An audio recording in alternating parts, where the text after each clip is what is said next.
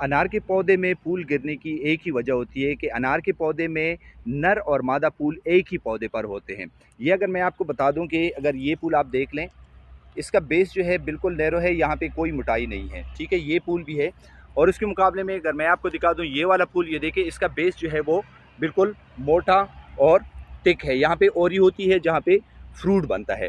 अब नर फूल जो होता है उसका काम ये होता है कि जब इसके एंथर आ जाते हैं, यहाँ से पोलन रिलीज़ हो जाते हैं और फीमेल फ्लावर की पोलिनेशन हो जाती है, तो उसके बाद वो फ्रूट जो है वो गिर जाते हैं। जिस तरह कि मैं आपको यहाँ पे बता दूँ, ये देखिए सारे जो है बिल्कुल नैरो बेस वाले फूल हैं। यहाँ पे ये नर फूल हैं। नर फूल जो है वो ड्रॉपिंग उनकी होती है, वो गिरते हैं, परेशान होने की ज़रूरत नहीं है।